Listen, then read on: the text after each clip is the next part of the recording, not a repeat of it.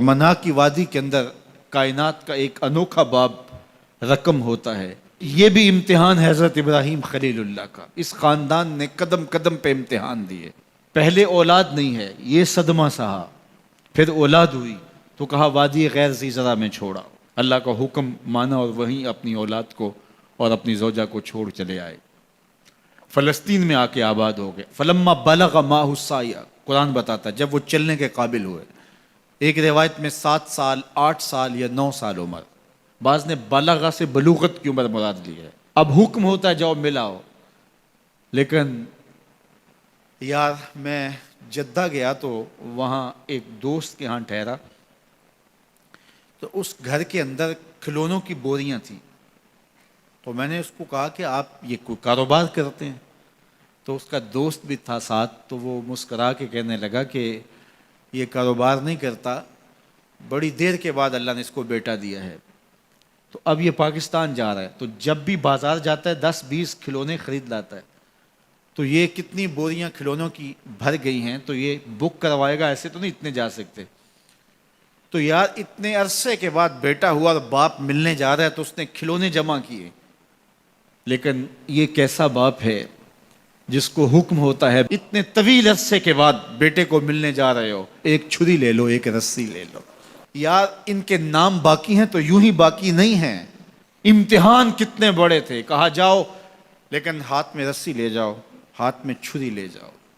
حضرت خلیل اللہ پہنچتے ہیں، اپنی زوجہ سے ملے اور کہا بیٹے کو تیار کر دو، دوست کی دعوت پہ جانا ہے۔ مانگ سجا دی جاتی ہے، بیٹے کو نئے کپڑے پہنا دیے جاتے ہیں۔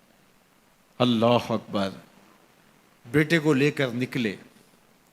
یار بیٹا ان فوان شباب میں ہو، چڑھتی جوانی ہو، تو باپ دیکھ کر کے کتنا خوش ہوتا ہے، اور پھر اس کا بیٹا بھی اکلوتا ہو، اور بیٹا بھی بڑھاپے کا سہارا ہو، عصائے پیری ہو، رب سے مانگ مانگ کے لیا ہو، اور پھر بیٹا بھی وہ جس کی پیشانی میں محمد کا نور چمک رہا ہے۔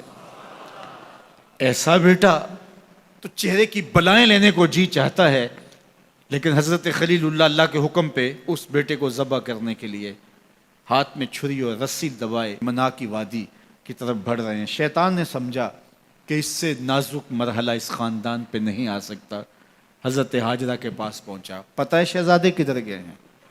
کہا ان کے باپ لے گئے ہیں دوست سے ملاقات کروانے کے لیے۔ کہا نہیں، وہ ان کو ذبح کرنا چاہتے ہیں۔ کہا سوچ کے بات کر، وہ باپ ہے ذبح کرے گا؟ کبھی باپ بھی بیٹے کو ذبح کرتا ہے اور بے قصور ذبح کرے گا؟ میں جانتی ہوں کتنی آہ سحرگاہی کا نتیجہ ہے وہ بیٹا، اللہ سے کتنی رو رو کے دعائیں مانگی اور وہ فرزند ملا۔ کہا وہ اللہ کا حکم سمجھتے ہیں۔ تو حضرت حاجرہ نے کہا ظالم تو کہیں شیطان تو نہیں؟ اگر رب کا حکم ہے، میری گود میں ایک اسماعیل ہے، کاش 1000 اسماعیل ہوتا، راہ خدا میں قربان کر دیتی۔ اسماعیل علیہ السلام کے پاس شیطان پہنچ رہا، اسماعیل پتہ ہے تیرے باپ تمہیں کدھر لے جا رہے ہیں؟ کہا کہ کدھر؟ کہا کہ وہ ذبح کرنے لے جا رہے ہیں۔ کہا تم سوچ کے بات کرو۔ ان کی آنکھوں کی چمک نہیں دیکھی؟ میری طرف دیکھتے ہیں تو لگتا ہے کہ ان کی آنکھوں سے شہد ٹپکتا ہے، اور وہ مجھے ذبح کر دیں گے؟ کہا اللہ کا حکم سمجھتے ہیں۔ کہا اچھا؟ کہا ہاں۔ کہا اسماعیل کے وجود میں ایک جان ہے، کاش میرے ایک ایک بال میں جان ہوتی اور راہ خدا میں قربان کر دیتا۔ ابراہیم علیہ السلام کے پاس شیطان پہنچ کے بولتا ہے ابراہیم اللہ کو راضی کرنے کے اور تھوڑے طریقے ہیں، ضرور بیٹے کو ذبح کرنا ہے۔ تو وہ بھی کنکر اٹھا کے مارتے ہیں اور شیطان کو راستے سے ہٹا کے منزل کی طرف بڑھتے ہیں۔ قرآن نے وہ سارا منظر بیان کیا ہے۔ فلما بلغ معہ السعی، باپ بیٹے کے پاس آیا اور کہا بیٹا میں نے خواب دیکھا ہے کہ میں تجھے ذبح کر رہا ہوں، فانظر ماذا تری، بتا تیری رائے کیا ہے۔ بیٹے پر سختہ طاری ہو جاتا، آنکھیں پھٹی کی پھٹی رہ جاتی، باپ کیا بول رہا ہے؟ لیکن یہ فیضان نظر تھا یا کہ مکتب کی کرامت تھی؟ سکھائے کس نے اسماعیل کو آداب فرزند؟ اللہ اکبر، فرزند ہو تو اسماعیل ذبیح اللہ جیسا۔ فانظر ماذا تری، بتا تیری رائے کیا ہے۔ بیٹا خاموشی اختیار کر لیتا، السکوت من الرضا، تو سکوت بھی رضا سے ہے، اس کی خاموشی بھی رضا مانی جاتی، اور جب اس طرح کی سراسیمگی کی کیفیت ہو تو خاموشی ہی رضا ہوتی ہے۔ بیٹا کہتا ٹھیک ہے آپ ذبح کر لیجئے، یہ بھی امتثال امر ہوتا، لیکن بیٹے نے 2 قدم بڑھ کے بات کی. بیٹے نے کہا یا ابا تفعل ما تؤمر ستجدنی ان شاء اللہ من الصابرین. ابا جان ذبح کیا ہے، جو کرنا ہے کیجئے. یہ نہیں کہا یا ابا تذبح، ہاں ابا جی ذبح کر لیجئے. ذبح کا جواب ذبح سے نہیں دیا، بلکہ کہا یا ابا تفعل، اے ابا جان کیجئے ما تؤمر، جو بھی حکم ہو. ذبح کیا، جو بھی کرنا ہے کیجئے. رہی بات میری، یہ کام آسان تو نہیں، لیکن میرے اللہ نے چاہا تو صبر کر کے دکھاؤں گا. منا کی وادی ہے، باپ اور بیٹے دونوں نے طے کر لیا. باپ ذبح کرنے پہ راضی ہے، بیٹا ذبح ہونے پہ راضی ہے. یار اسلام من مانی کا نام نہیں ہے، اپنے خواہشات کو پورا کرنے کا نام اسلام نہیں ہے، اپنے آپ کو مالک کے سپرد کر دینے کا نام ایمان ہے. اس کا نام اسلام ہے. یہاں دیکھیے فلما اسلما، جب دونوں نے طے کر لیا، دونوں راضی ہو گئے. باپ ذبح کرنے پہ راضی ہو گیا، بیٹا ذبح ہونے پہ راضی ہو گیا. وَتَلَّهُ لِلْجَبِينِ، اور باپ نے بیٹے کو پیشانی کے بل لٹایا. قرآن نے وہ سارا منظر بیان کیا ہے. اس پر مفسرین کے 2 قول ہیں. ایک یہ کہ الٹا لٹایا تاکہ کفا سے ذبح کروں، گردن کے پچھلے حصے پر چھری رکھ کے ذبح کروں گا، منمونہ چہرہ میری آنکھوں کے سامنے نہ ہو اور میرے دل کے اندر کوئی جذبہ رحم نہ جاگے جس سے اللہ کے حکم کی تعمیل میں دیر ہو جائے. اور دوسرا معنی یہ کیا کہ آپ جانور قربانی کے لیے ذبح کرتے ہیں تو اس کی گردن کو بل دے کے اس کی پیشانی کو زمین پہ لگا دیتے ہیں تاکہ یہ رگیں تن جائیں اور ذبح کرنے میں آسانی ہو. حضرت اسماعیل کی معصوم گردن کو بل دے کر کے ان کی پیشانی پتھر کے ساتھ جوڑی گئی.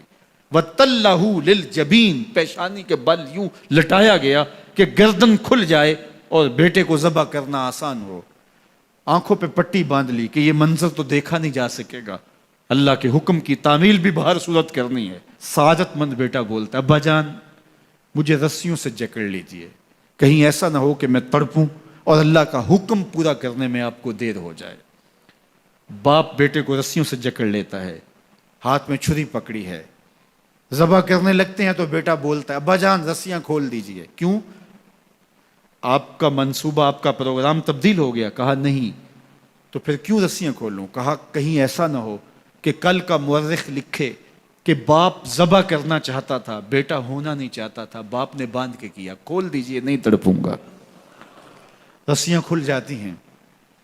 بیٹا پیشانی کے بل لٹایا ہوا ہے، ہاتھ میں چھری پکڑی ہے، منا کی وادی ہے، کارکنان قضاء و قدر کی چیخیں نکل رہی ہیں، حوریں تھرا رہی ہیں، زمانہ کانپ رہا ہے، منا کی وادیوں پر تھر تھراہٹ ہے.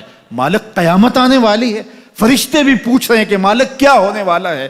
کہا تم کہتے تھے انسان کو پیدا کر رہا ہے، سجدے تو ہم کریں گے، ذرا میرے بندے کی ادا تو دیکھو، ذرا میرے بندے کا انداز محبت تو دیکھو، میری فرما برداری، انقیاد امر اور اطاعت اور امتثال امر کی مثال تو دیکھو، ذرا دیکھو میرا بندہ میرے حکم کی تعمیل کیسے کر رہا ہے. اللہ اکبر.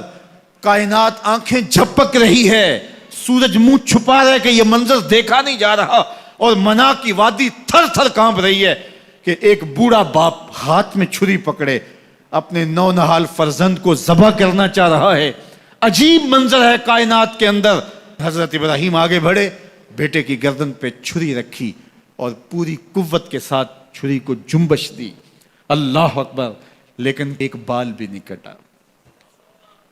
پاس پڑے پتھر پر چھری کو مارا. لما تقطع یا سکین، چھری کاٹتی کیوں نہیں؟ تو چھری نے آواز دیا الخلیل یامرنی والجلیل ینہانی، خلیل مجھے کاٹنے کا کہتا ہے، رب جلیل کہتا ہے خبردار ایک بال بھی کاٹا. تو کہا چھری تیرا کام تو کاٹنا ہوتا ہے. کہا حضرت آگ کا کام بھی تو جلانا تھا، جس نے آگ کو جلانے سے روکا تھا آج اس نے مجھے کاٹنے سے روک دیا. اس کا یہ مفہوم بھی نکالا جا سکتا تھا کہ میں نے تو چھری چلا دی، اب چھری نے کچھ نہیں کیا تو میرا کیا قصور. اللہ اکبر. دوبارہ چھری تیز کی اور حلق پر چھری کی نوک رکھی اور اپنا سارا وزن ڈال دیا. گردن کٹ گئی، خون بہنے لگا اور دل میں تھا کہ اتنا بڑا کام جو میں نے کر لیا.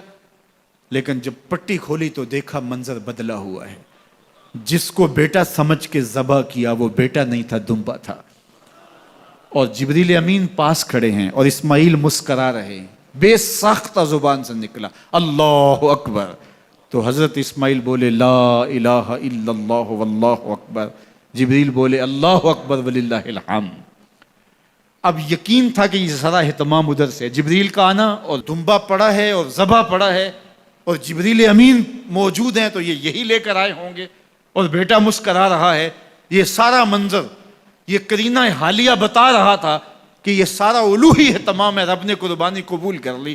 لیکن صرف اتنا ہی نہیں ہوا کہ یہ قرینہ حالیہ آپ کو یقین دلاتا، بلکہ منا کی وادی چمکنے لگی اور وہی کے اجالوں سے پوری وادی روشن ہو گئی، اور آواز آنے لگی وَنَادَيْنَاهُ يَا إِبْرَاهِيمُ قَدْ صَدَّقْتَ الرُّؤْيَا إِنَّا كَذَلِكَ نَجْزِي الْمُحْسِنِينَ۔ یہ منظر دیکھا تو ابراہیم ابھی کوئی سوال کرتے، کسی سے پوچھتے کہ یہ کیا ہوا، اتنے میں وہی نازل ہوئی، اے ابراہیم تو نے واقعی خواب پورا کر دکھایا، اِنَّا كَذَلِكَ نَجْزِي الْمُحْسِنِينَ، ہم اپنے بندوں کو یوں ہی صلہ دیا کرتے ہیں۔ تیرے بیٹے کو ذبح نہیں کروانا تھا تیرے ہاتھوں سے، ہم نے تیرا امتحان لینا تھا، بس ابراہیم تیرا امتحان پورا ہو گیا، ہم نے تیری سنت کو اب قیامت تک کے لیے باقی رکھا، قیامت تک کے لیے باقی رکھا۔ اور پھر خود میرا رب کہتا ہے سلام علی ابراہیم، ابراہیم تیرے اوپر سلام ہو۔ اللہ اکبر۔ منا کی وادی کے اندر حج کے موقع پر 40 لاکھ حجاج ہیں، تو کچھ شیوخ عرب کے اور باقی عمراء مخیر سعادت مند لوگ 100 قربانیاں بھی پیش کرتے ہیں، تو کروڑوں قربانیاں منا کی وادی میں ذبح ہو رہی ہوتی ہیں اور حدود حرم میں، اور بے ساختہ زبان پہ نکلتا ہے سلام علی ابراہیم۔ ہر سال یہ شور و غوغا ہوتا ہے کہ اس مرتبہ قربانی بہت مہنگی ہے، شاید زیادہ لوگ قربانی نہیں کر پائیں گے، لیکن جو ہی موسم قربانی کا آتا ہے گلیوں اور بازاروں کے اندر جانور گھوم رہے ہوتے ہیں اور ان کو دیکھ کے بے ساختہ زبان پہ آتا ہے سلام علی ابراہیم، ابراہیم تیرے اوپر سلام۔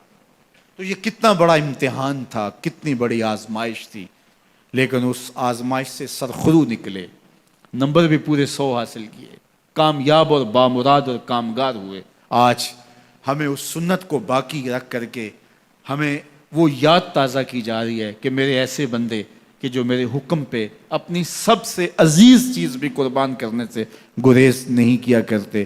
ہمارے ایک بزرگ فرمایا کرتے تھے کہ ہر بندے کا ایک اسماعیل ہوتا ہے، جب تک وہ اپنے اسماعیل کی گردن پہ چھری نہیں رکھتا رب کا قرب نصیب نہیں ہوتا۔ تو جو تمہاری محبوب چیز ہے اس کو راہ خدا میں جب تک قربان کرنے کا جذبہ نہیں پاؤ گے، تب تک تمہیں وہ منزل نصیب سعادت کی نہیں ہوگی۔